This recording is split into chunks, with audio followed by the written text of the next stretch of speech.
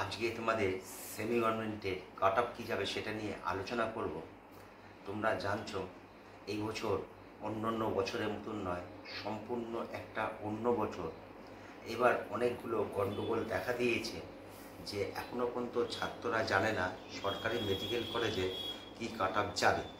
এখনও পর্যন্ত ঠিক কেউই জানে না, কেননা প্রায় 100 মতন গ্যাপ রয়েছে, কেউ 510 থেকে 610-এর মধ্যে রয়েছে।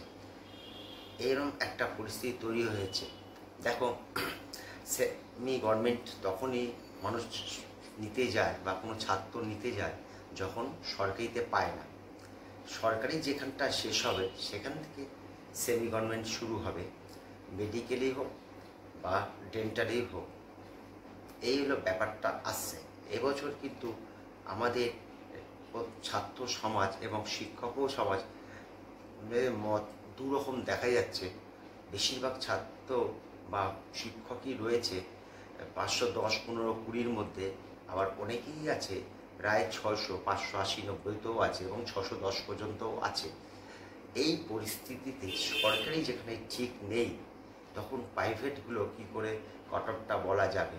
তাও আমি বেসিক কতগুলো তোমাদের জিনিসগুলো বলে দেবো যেটা প্রয়োজন আছে। এই কাউন্সিলিংয়ের সময় একটা ধারণা দিয়ে দেব গভর্নমেন্ট কলেজে কেমন কি হলে সেমি গভর্নমেন্ট কেমন হতে পারে এবং প্রতি বছর কেমন একটা ট্রেন্ড থাকে। এইবার যে জিনিসটা হয়েছে, এবার একটা সাবজেক্টের উপর এনটিএ যেমনভাবে একরকম বলা যায় নির্মমভাবে ছাত্রদের উপর ব্যবহার করেছে বা তাদের শাস্তি দিয়েছে বলা যায়। একটি সাবজেক্ট ফিজিক্সের উপর মানে এত কঠিন কোশ্চেনটা পড়েছে, তাতে ছাত্ররা ক্ষতিগ্রস্ত হয়েছে। অনেকেই বলবে বা আমিও বলেছি, যদি নম্বর সকলেই কম পায় তাহলে তো কোনো অসুবিধা নেই, আবার সবার বেশি হলেও অসুবিধা নেই। বেশি হলে বেশি বলতে কাট অফ যাবে, কম হলে কম হবে। কিন্তু এর মধ্যেও একটা ব্যাপার লুকিয়ে রয়েছে। দেখা যাচ্ছে 3টে সাবজেক্ট নিয়ে যেটা পরীক্ষা হয়, নিট পরীক্ষা, ফিজিক্স, বায়োলজি, কেমিস্ট্রি, কোনো ছাত্র দেখা যায় সে বায়োলজিতে প্রচণ্ড স্ট্রং, সেইটার উপর নির্ভর করেই কিন্তু একটা দুর্বল সাবজেক্ট তার থাকলেও সেটা দিয়ে কভার করে নিয়ে বেরিয়ে যায়। কিন্তু 3টে মধ্যে যারা ফিজিক্সে প্রচণ্ড স্ট্রং ছিল তাদের কিন্তু বেশি ক্ষতি হয়েছে।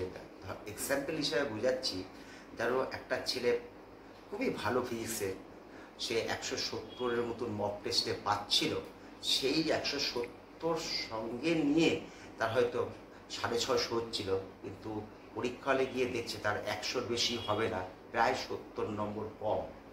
কিন্তু সে ক্ষতিগ্রস্ততা হলো। কিন্তু এনটিএ যে 30টা কোশ্চেন গণ্ডগোল করেছে, মোটামুটি 3টে নিয়ে যদি হয়, যদি তুমি ধরো, তোর যদি গণ্ডগোল করার ইচ্ছা থাকে তাহলে আমাদের কোনো অসুবিধা নেই। 14, 7, 7 এরকম করতে পারতো, মানে বায়োলজিতে 14, ফিজিক্সে 7, কেমিস্ট্রি 7, তাহলে একটা ভাগটা সমান হতো। কিন্তু একটা শ্রেণীর ছাত্র, মানে মোটামুটি ধরতে পারো সারা ভারতবর্ষে হিসাব করলেও ফিজিক্সে তো এই যে 24-25 লাখের মধ্যে ফিজিক্সে নিশ্চয়ই 6-7 লাখ ছাত্র খুবই স্ট্রং। তাদের কিন্তু ভবিষ্যৎ অন্ধকার হয়ে গেল এক শ্রেণীর ছাত্রের। কিন্তু এটাও একরকম অত্যাচার। গতবারের হয়তো প্রতিশোধ এবার নিল। যাই হোক, এসব বললাম। এখন এই মুহূর্তে তোমাদের কাছে আমার একটা আবেদন থাকবে যে দেখো, এই সময় মানে এই যে আমাদের অবস্থা, মানসিক অবস্থার সময় কাট অফ নিয়ে বেশি আলোচনা না করাই ভালো। তাতে আমাদের এবং তোমাদের মধ্যে একটা দেওয়াল তৈরি হচ্ছে, এটা কোনো সময় কাম্য নয়। একটা 30 দিনের পর রেজাল্ট বেরোবে, তখনই না তখন সেটা নিয়ে আলোচনা করা যাবে। আমি একটা বেসিক জিনিসটা বলে দেবো, সেটা তোমরা চিন্তা করবে কাউন্সিলিংয়ের সময়। যদি যারা সেমি গভর্নমেন্টটা নেবে, র্যাঙ্ক দেখলে অনেকটা বুঝে নেবে কত কী হতে পারে। এই যে সময় যারা প্রায় 600 কাটা দিচ্ছে অল ইন্ডিয়াতে, তারা কিন্তু প্রতিষ্ঠিত সেন্টার, সকলেই তাদের বিশ্বাস করে। আবার সেই সেন্টারে বেশ কিছু ছাত্র পড়াশোনা করে, তাদের শিক্ষকের উপর বিশ্বাস আছে, তারা ওই নম্বরটা নিয়েই তারা ভাবছে হবে। আবার দিল্লি বা অন্য অন্য জায়গায় যারা প্রতিষ্ঠিত সেন্টারগুলো রয়েছে সেখানেও 610 একটা বলে একটা জট পেকেই যাচ্ছে, কিন্তু 610-এর সঙ্গে 510-এর সঙ্গে 590 একটা জট আমি এগুলো দেখতে পাচ্ছি। যদিও আমি একটা কাট অফ দিয়েছি, আমি আমার মতন দিয়েছি, আমি অনেক হিসাবপত্র করেই দিয়েছি, সেটা নয় সময় আসলে বোঝা যাবে। এইবার আসছি সেমি গভর্নমেন্টের কথায়। দেখো সেমি গভর্নমেন্টের কাট অফ কী যাবে, একটা বেসিক ফর্মুলা এতদিন পর্যন্ত ছিল, 23 সাল পর্যন্ত ছিল, 24-ও ছিল। সরকারি মেডিকেল কলেজ যেখানে শেষ হয়, আমাদের রাজ্যে 10 মোটামুটি 20 মাইনাস হয় সেমি মেডিকেল কলেজের কাট অফ। গতবারে কিন্তু সেটা হয়নি, গতবারে 20-22 শেষ হয়েছিল। কাউন্সিলিং শেষ হয়ে যাওয়ার পর একদম শেষে মানে পুজোর পর, মানে লাস্ট 3-4 মাস আগেও 2-1টা কলেজ খুলে সেখানে ভর্তির ফিসটা অনেকটা বেশি ছিল, কিন্তু লাস্টে অনেক ছাত্র ভর্তি হয়, সেই জন্য সেখানে লাস্টে কলেজ রাউন্ড না কি রাউন্ডে 604 অবধি চলে আসে। এই বছর ছাত্রদের বলছি, তোমরা মোটামুটি গতবারে যে -30 এটা কিন্তু ধরবে না, একদম ধরবে না। এই যা অবস্থার পরিবেশটা তৈরি হয়েছে, আর কোনো ছাত্র এনটিএর উপর আর বিশ্বাস করছে না, এরা ছাত্রকে ছাত্র আর মনে করছে না।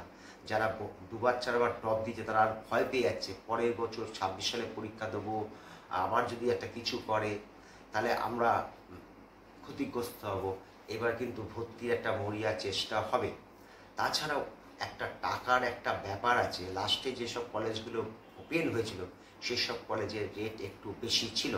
এখন মোটামুটি 12টা কলেজ আছে, তাতে কিন্তু অনেক সিট আছে। তোমরা কিন্তু 30 মাইনাস ধরবে না, আমি মনে করছি 25-এর মতন মাইনাস ধরবে।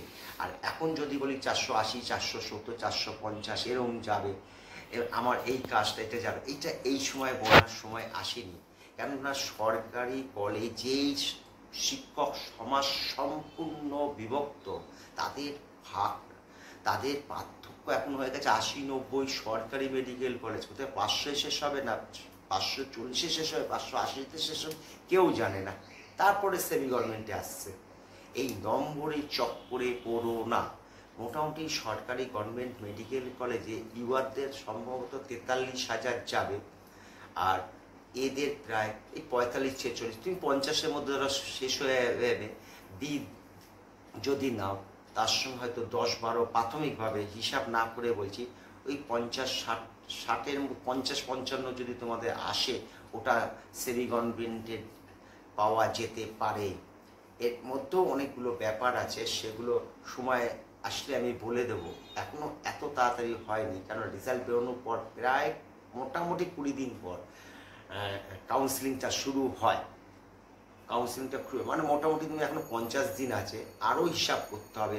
এখন আমাদের মনটা খুবই খারাপ, এখন আমাদের মন শক্ত করতে হবে। এই যে ঝড়টা গেল, এনটিএর ঝড়, ছাত্র সমাজের উপর যা গেল, সেটা আমাদের সামলে নাও। এখন 550 না 510 না 490 না 605 যাবে, সেটাই তো ঠিক হয়নি। মোটামুটি বলে নিচ্ছি, সরকারি গভর্নমেন্ট মেডিকেল কলেজে যেখানে শেষ হবে সেখান থেকে তোমরা 25 নম্বর মাইনাস ধরবে, এ বি, আর ইউআরতে ধরবে। আর SC STতে বলা খুবই কঠিন, খুবই কঠিন। ঈশ্বর এসেও এখন বলতে পারবে না, অর্থাৎ র্যাঙ্কটা বেরো তখন নয় বলা যাবে। আর এখন আমরা আর কারোর সঙ্গে তর্কে জড়াবো না। আমরা এখন শোকের মধ্যে রয়েছি। এই যে এনটিএ যা ছাত্র সমাজের ওপর পড়লো, রেজাল্টটা বেরো। সিট তো আর কমেনি, সিটে ছাত্র ভর্তি নিতেই হবে, সেই নম্বরটা একটা ফিক্সড হোক। আর কি আর বলবো, তোমরা সকলেই ভালো থেকো।